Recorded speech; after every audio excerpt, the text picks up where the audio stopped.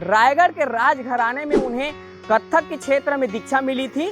सबसे बड़ी बात यह है कि पंडित रामलाल बरेड जी के पिता पंडित कार्तिक राम बरेड जी भी कथक के गुरु थे। छोटे से गांव से निकल के बड़े भाई ने इतना बड़ा काम किया, इतना उच्च सम्मान प्राप्त किया, इसके लिए हम लोगों को बहुत खुशी है। बचपन कैसा रहा? यहाँ आपके साथ थे बचपन में, कितने पीढ़ियों से जो कथक के क्षेत्र में नृत्य करते आ रहे हैं, कला के क्षेत्र में, और इन्होंने जो अपने देश समाज के लिए, गांव के लिए किया है ना, वो अवर्णनीय है, शब्दों में हम नहीं कह सकते। इतना त्याग और इतना परिश्रम से इन्होंने जो हासिल किया है वो हम लोगों के लिए प्रेरणा का स्रोत है। तत्तत् थै थै तत् थै तत्तुम तत्थुम तत्तत् थै ताम थै ता थै तत्तत् थै धाकत धाकत धाकत धाकत थै थै थै थै थै तत्ताम थै थै थै थै तत्ताम थै थै थै थै तत्ताम थै। अभी हम जांजगीर चांपा जिले के बमनिंडी क्षेत्र के भंवरमाल गांव में मौजूद हैं और यहाँ के रहवासी पंडित रामलाल बरेड जी को राष्ट्रपति द्रौपदी मुर्मू ने पद्मश्री से सम्मानित किया है। कथक के क्षेत्र में उन्हें सम्मान मिला है। 77 वर्ष की कला साधना को सम्मान मिलने के बाद परिवार के लोगों और क्षेत्र के लोगों के साथ साथ स्थानीय लोगों में खासा उत्साह देखा जा रहा है। रायगढ़ के राजघराने में उन्हें कथक के क्षेत्र में दीक्षा मिली थी। सबसे बड़ी बात यह है कि पंडित रामलाल बरेड जी के पिता पंडित कार्तिक राम बरेड जी भी कथक के गुरु थे और उन्हें भी कई सम्मान मिल चुका है। खास करके जो पंडित रामलाल बरेड जी, उनके 3 पीढ़ियां जो है कथक के क्षेत्र में काम करते आ रहे हैं और साथ ही अभी 4थी पीढ़ी अग्रसर है। हालांकि वर्तमान में पंडित रामलाल बरेड जी बिलासपुर में निवास करते हैं। उन्हें भी पद्मश्री से सम्मानित किया गया है और लगातार उन्हें सम्मान मिलते जा रहा है। कई सम्मान उन्हें मिल चुका है।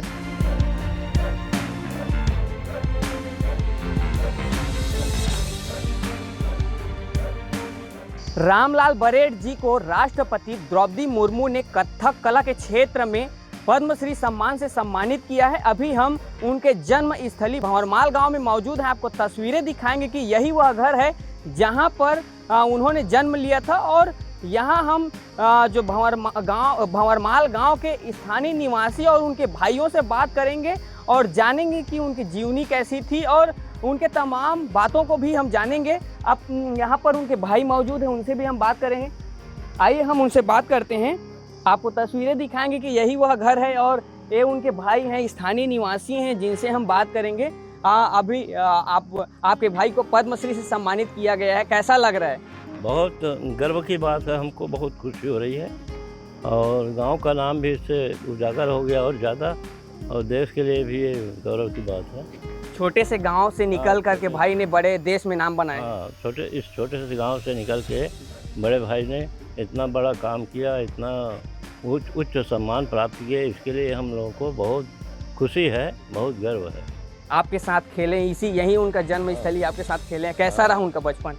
वो यहाँ बचपन में वो उनका झुकाव उसी तरफ रहा, कथक नृत्य की तरफ, और बचपन से ही वो प्रैक्टिस करते रहे और आगे जाकर के रायगढ़ दरबार में पिताजी के साथ वो बड़े बड़े कलाकारों से शिक्षा प्राप्त किए, वो जिसमें पंडित जलाल जी महाराज, लच्छू महाराज, अच्छन महाराज इत्यादि। मैं बहुतों को तो नहीं जानता, लेकिन बहुत बड़े बड़े गणितज्ञ वहाँ पंडित थे, बहुत पारखी थे वो लोग कथक नृत्य के प्रति, और उनसे भी उनको शिक्षा मिली और इस तरह रायगढ़ घराने से वो शिक्षा प्राप्त किए।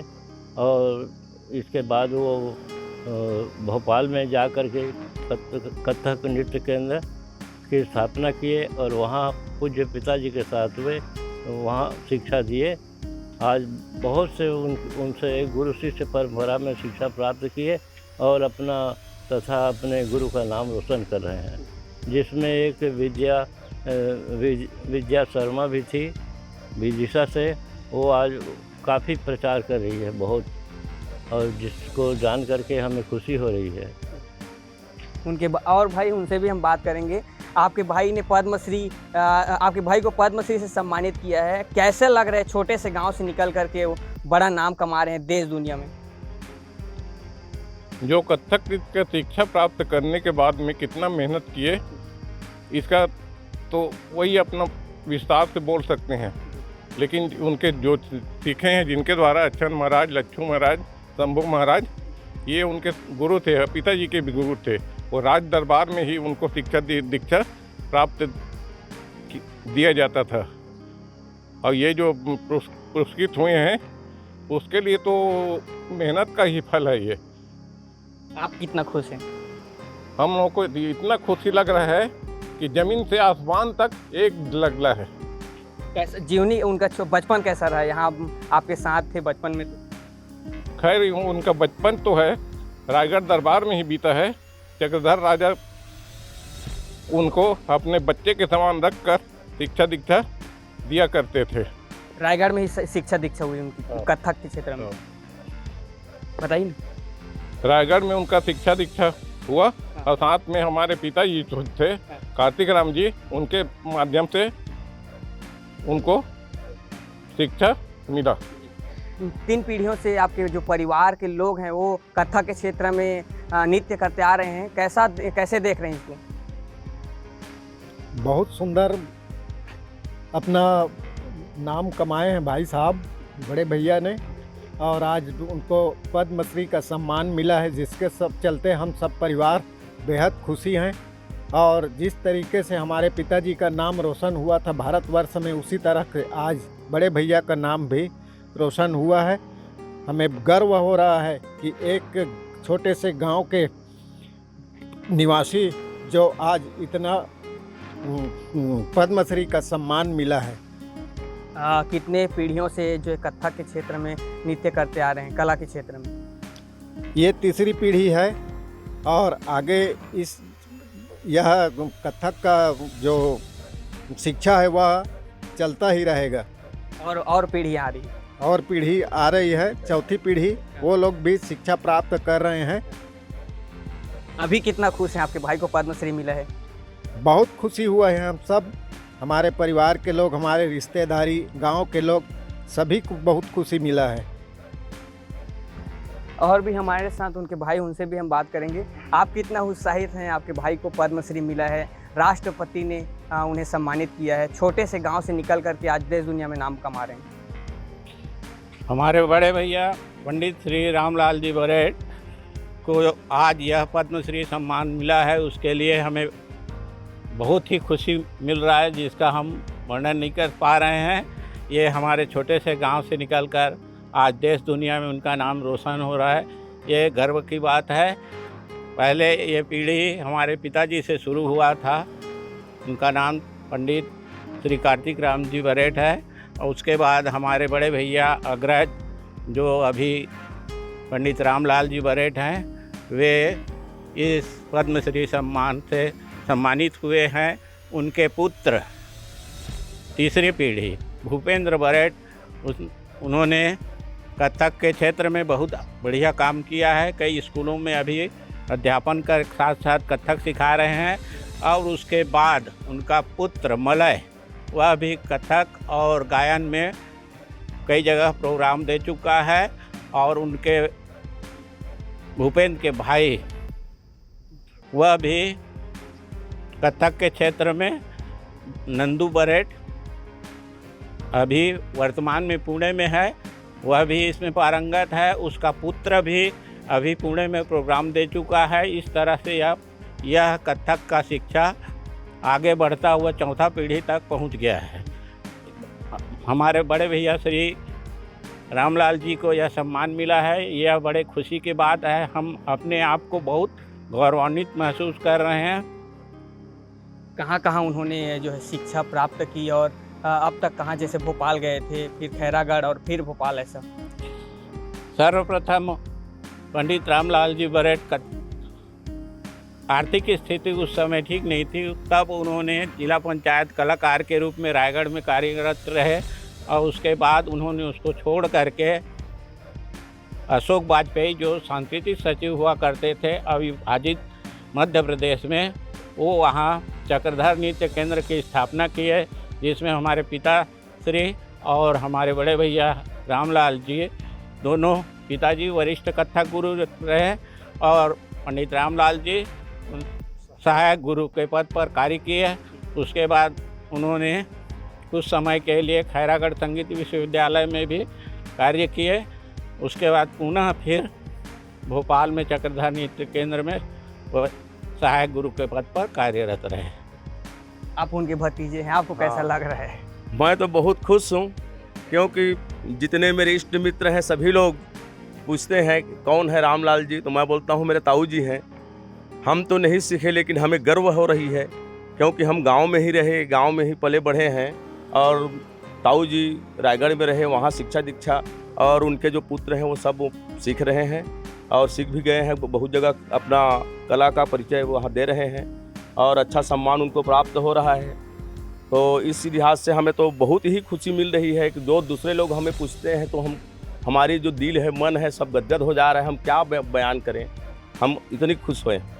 हमारे साथ यहाँ की स्थानीय निवासी है, उनसे भी हम बात करेंगे। आपके छोटे से गांव में रामलाल बरेट जी ने जन्म लिया और अभी देश दुनिया में गांव का नाम रोशन कर रहे हैं, कैसा देख रहे हैं इसे? वो तो मैं कल उनका जो अभी प्रोग्राम हुआ है वो दिल्ली में, तो इसको तो मैं पहली बार ज्वाइन किया हूँ, देखा हूँ। तो मुझे इतनी खुशी हुई कि मैं वर्णन नहीं कर सकता। और क्योंकि ये मेरे नज़दीकी रिश्तेदार भी हैं और इन्होंने जो अपने देश समाज के लिए, गांव के लिए किया है ना, वो अवर्णनीय है, शब्दों में हम नहीं कह सकते। इतना त्याग और इतना परिश्रम से उन्होंने जो हासिल किया है वो हम लोगों के लिए प्रेरणा का स्रोत है। मैं तो भविष्य में यही चाहता था कि अगर ऐसी संयोग बन जाए तो ये तो संगीत पीठ बन जाता हमारे गांव भंवरमाल। ऐसा लग रहा था मुझको उनके कलाओं को सुन करके। ऐसे प्रत्यक्ष रूप से तो मैं इनका और जो क्या है प्रोग्राम ये नहीं देख पाया हूँ, ये पहली बार है उनका। मुझे आप कितना खुश हैं? अरे मैं क्या बताऊँ, मेरे पास शब्द नहीं है मेरी खुशी की। इतना मेरा हृदय गदगद हो रहा है उनके प्रोग्राम को देख करके। मैं 1 घंटा देखा और मैं तो अपने आप को धन्य समझ रहा हूँ कि ये प्रोग्राम मैं पहली बार देखा हूँ। हमारे साथ और हैं, आप युवा हैं, कैसे देख रहे हैं उनके कार्यों को? देखिए, मैं बताना चाहूँगा आप लोग को कि मैं आसपास अब मेरा उम्र तो करीबन 37-38 साल है। तो इस बीच में मैं चांपा, सारागांव, बमनेटी आसपास के गांव में जब भी विजिट किया हूँ, जाता हूँ, तो कोई पूछते हैं कि आप किस गांव के हो, तो मैं बोलता हूँ कि भंवरमाल से। तो वो बोलते हैं कि भंवरमाल में कोई कार्तिक राम बरेट रहा करते थे। अब वो बहुत बड़े कथक नर्तक थे। तो मैं बोलता था मैं तो उन्हीं का नाती हूँ बोलता हूँ, पोता हूँ बोलता हूँ। तो अच्छा बोलते हैं। तो वो बताते थे वो समय आसपास के गांव वाले कि वो जो है उनको जब वो 5-7 साल की उम्र के थे, दादाजी कार्तिक राम बरेट जिनके पुत्र हैं ये रामलाल बरेट जी, तो दादाजी जब छोटे थे 5-6 साल के, तो उस समय चांपा में वो अपना कार्यक्रम देने गए थे अपने चाचा के साथ में। तो वहाँ से राजा चक्रधर सिंह उनके कला पक्ष भाव भंगिमा को देख करके अपने साथ ले गए, रायगढ़ ले गए। और दादाजी को वो अपने दरबार में बड़े बड़े गुरुओं से शिक्षा प्राप्त कराए से ये कथक का। तो वो बहुत बड़े फनकार हुए। अब दादाजी के बाद में उनके 6 बेटे हुए और 6 बेटे में सबसे बड़े हुए रामलाल बरेट जी। तो ये रामलाल बरेट जी को हम लोग, हमारे ताऊ जी हैं, सबसे बड़े ताऊ जी, इनको हम बड़े प्रेम से, हमारे पूरा परिवार के लोग इनको बड़े बा के नाम से जानते हैं। तो बड़े बा जो है कथक के तो बहुत बड़े कलाकार थे। तो आसपास के गाँवों से सुना था, मैं गाँव वालों से सुना था कि दादाजी बहुत बड़े फनकार थे। हमारे लाल बहादुर शास्त्री के प्राचार्य भी हुआ करते थे वो, और वैसे ही और कई जने गुरु जी थे। तो उन्होंने उनके बारे में लिखा था। तो वो बताते हैं कि वो 7 घंटा, 8 घंटा, 10 घंटा, 12 घंटा तक 10 किलो 12 किलो के घुंघरू बांध के अपने पैरों में लगातार अभ्यास करते थे। और वो बताते हैं कि जितने घुंघरू को बजाना चाहते उतने घुंघरू को बजा देते थे। तो उस समय उनके द्वारा जो सुना जाता था, मैं गर्व एकदम महसूस होता था। तो हालांकि उस समय अपने दादाजी के तो मैं कार्यक्रम में नहीं देख पाया था, लेकिन अभी वर्तमान में ताऊ जी को दादाजी के रूप में देखता हूँ तो मेरे को बहुत खुशी होती है। उनके त्याग, उनके तपस्या, उनके मेहनत, सारा चीज़ हम सब नया पीढ़ी के लिए, हमारे नए पीढ़ी के लिए एक नया हौसला है, जुनून पैदा करता है, जो हमें भी आगे बढ़ने के लिए प्रोत्साहित करता है, प्रेरणा देती है। 3 पीढ़ी से जो कथक कला चलता आ रहा है और 4थी पीढ़ी की अभी शुरुआत हो रही है, आप बता रहे हैं, ऐसा क्या? बिल्कुल बिल्कुल, अभी वर्तमान में 4थी पीढ़ी का कार्यक्रम शुरू हो चुका है और मुझे लगता है कि अभी और आगे बढ़ेगा। और हम लोग भी सब चाहेंगे कि कथक को और आगे बढ़ाएं। और हमारा परिवार भी पूरा सहयोग दे रहा है। हमारे भतीजे हैं, भांजे भांजियाँ हैं, ये सब भी कथक की ओर अग्रसर हो रहे हैं और हमें भी बहुत खुशी होती है। आज उन्होंने रामलाल जी ने, हमारे ताऊ जी बड़े भाजों हैं, उन्होंने हमारे न केवल परिवार का बल्कि जाति, समाज, परिवार, देश, छत्तीसगढ़ पूरा और देश के लिए गौरव बन गए हैं, मिसाल बन गए हैं। हम सब बहुत खुश हैं, बेहद खुश हैं, बेहद खुशी है जी। ये देखिए, आपने सुना, रामलाल बरेट जी के भाई हैं, उनके परिवार के लोग हैं और वो काफ़ी खुश हैं। और सबसे बड़ी बात 77 साल के जो कला साधना को सम्मान मिलने के बाद लोगों में काफ़ी खुशी देख रहे। अब तीसरी पीढ़ी यहाँ की चल रही है और चौथी पीढ़ी जो है कथक कला के क्षेत्र में आगे अग्रसर है। यहाँ पर और भी आप भी कैसे उनके समर्पण को देख रहे हैं? बड़े भाई के द्वारा मैं भी कथक नृत्य सीखा था, उसका एक दो ठो बोल आपके सामने प्रस्तुत कर रहा हूँ। जैसे आमद है, तत् थई थई तत् थई तत्तुम तत्थुम तत् थई ताम थई ता थई तत् थई धाकत धाकत धाकत धाकत थई थई थई थई थई तत्ताम थई थई थई थई तत्ताम थई थई थई थई तत्ताम थई धातक थूंगा धागे दिंग ता धा दिन ता धित्ता किड़ता तक्का थूंगा तकिट तका तिटकत गदियन ता थई तत् थई आ थई तत् थई थई थई थई थई थई थई थई थई थई थई थई थई थई थई थई थई थई तत् थई। और ये राजा साहब रायगढ़ के राजा साहब के बोल कर उसको भी सुन लीजिए। कूटट कूटट कुकू थरी कीड़क कीड़क कित कीण कित कीण खीरट खीरट खीर किट खीर किट चरट चरट चीनी किट झीनक झीनक झीन किट किट ता थई तत् थई आ थई तत् थई थई थई थई थई थई तत्ताम थई थई थई थई थई थई तत्ताम थई थई थई थई तत्ताम थई। ऐसी कितने न कितने बोल हैं, बस इतना ही आपके सामने प्रस्तुत किया। और आपके भाइयों ने कौन कौन से जो उनके सानिध्य में जो कथक सीखे हुए? आप भी कथक सीखे हैं आपके बड़े भाई के सानिध्य में? अच्छा। मैं भी भाई भैया के साथ रायगढ़ में कुछ दिनों तक रहा, वहाँ पढ़ाई कर रहा था। पढ़ाई के साथ साथ कथक का रियाज भी कर रहा था, लेकिन मेरा भविष्य ने साथ नहीं दिया, जिसके कारण मेरा यह कथक का शिक्षा अधूरा रह गया। ये उनके भाई हैं जिन्होंने उनके साथ सानिध्य में कथक सीखा है। 77 साल के जो कला साधना को सम्मान मिलने के बाद लोग काफ़ी गदगद नजर आ रहे हैं। प्रकाश साहू, विस्तार न्यूज़, जांजगीर।